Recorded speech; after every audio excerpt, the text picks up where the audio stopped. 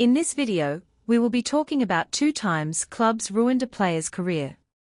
Before we continue, please take a moment to subscribe and hit the notification button for more videos like this. The first player here is Kaká in Real Madrid. Let's talk about how Real Madrid ruined Kaká's career. In 2007, Kaká stood on top of the footballing world. He had just won the Ballon d'Or, leading AC Milan to Champions League glory with his mesmerizing dribbles, pinpoint passes, and world-class finishing.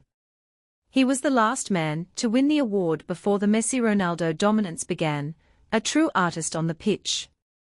Then, in the summer of 2009, a dream move happened. Real Madrid came calling. They were rebuilding their Galacticos era, spending massive amounts to sign the best talents in world football. And for just €67 million, Kaká joined Real Madrid, joining the likes of Cristiano Ronaldo, Karim Benzema, and Xabi Alonso. The future looked bright. Madrid had signed a genius, a player capable of unlocking any defense. But this wasn't the fairy tale it was supposed to be. This was the beginning of the downfall of a legend. When Kaká arrived in Madrid, he wasn't at 100%. He had been struggling with minor knee issues at Milan, but Madrid rushed him straight into action. Instead of allowing him time to recover fully, they pushed him to play.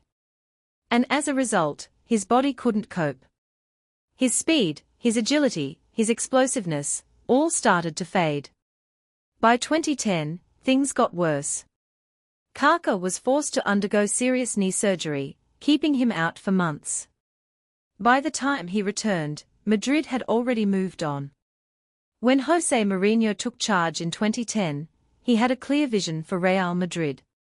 The team would be built around Cristiano Ronaldo, and Kaká was no longer the star man. Madrid signed Mesut Ozil, a young and dynamic playmaker, who fit Mourinho's system perfectly. Suddenly, the €67 million man was sitting on the bench. No longer the heartbeat of the team, no longer the player Madrid relied on. His confidence shattered. His playing time reduced. And with each passing season, he became less and less relevant. By 2013, it was clear, Kaká had no future at Madrid. He returned to AC Milan, but it wasn't the same. Injuries had robbed him of his magic. He was no longer the unstoppable force that had terrorized defenses in Italy. A few years later, he left Europe altogether, playing in Brazil and the MLS before retiring in 2017. Kaká was supposed to be one of the greatest of all time. Instead, he became a what-if story. His talent was undeniable, but his time at Madrid, a mix of injuries, mismanagement, and a system that didn't suit him, destroyed what could have been an even greater legacy. Now let's also see how Manchester United ruined Alexis Sanchez. In 2018, Alexis Sanchez was at the peak of his powers. At Arsenal, he was a warrior, a player who could change a game in an instant. He played with passion, skill, and intensity, carrying a struggling Arsenal side on his back. Goals, assists, leadership, he had it all. And then came the transfer saga. Manchester City wanted him. Pep Guardiola had worked with him at Barcelona and knew exactly how to get the best out of him. A reunion seemed inevitable. But in a shocking twist, Manchester United swooped in at the last moment. They offered him a massive contract, £500,000 per week, making him the highest-paid player in England. It was too good to turn down. Sanchez arrived at Old Trafford in January 2018, with the weight of expectation on his shoulders. He was given the legendary number 7 shirt, worn by icons like George Best, Eric Cantona, and Cristiano Ronaldo. Fans believed they had just signed a game-changer. But from the very first game, something wasn't right. Sanchez wasn't the same player he had been at Arsenal. At the Emirates, the team revolved around him. He had the freedom to roam, take risks, and dictate play. At United, things were different. José Mourinho's system was rigid and defensive.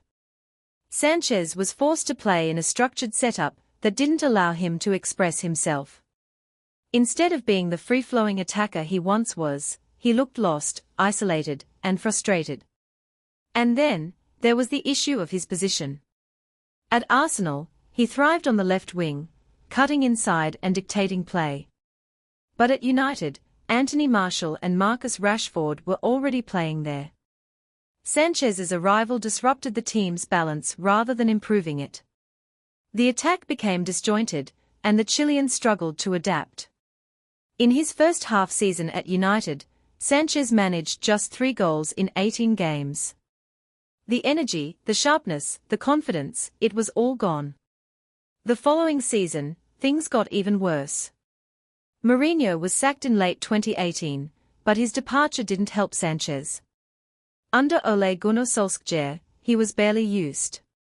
Young players like Rashford and Greenwood were preferred, and Sanchez was slowly being frozen out. By the 2019-20 season, Manchester United had enough. They sent him on loan to Inter Milan, hoping he could rediscover his form. But the damage was done. The Alexis Sanchez that terrorized Premier League defenses was gone. Years later, Sanchez admitted that after his first training session at Manchester United, he wanted to leave. Something felt wrong. The atmosphere, the tactics, the environment, it wasn't what he had expected. But he had no choice but to stay. His United contract, once seen as the best deal of his career, had now become his biggest regret. In 2020, Manchester United terminated his contract, allowing him to leave for free. 2 years after being their marquee signing, he was discarded like an afterthought. At Arsenal, he was a hero. At United, he became one of the biggest flops in football history. Manchester United didn't just ruin Alexis Sanchez's form, they ruined his career. In a different world, he could have been playing under Pep Guardiola at City, thriving in a system designed for him. Instead, his move to Old Trafford became one of the worst transfers in football history. There are many other stories like this, like Fernando Torres in Chelsea, Adnan Januzaj in Manchester United, Jack Wilshere in Arsenal, and lots more. But these are stories for next time. So please subscribe and stay tuned for more videos like this.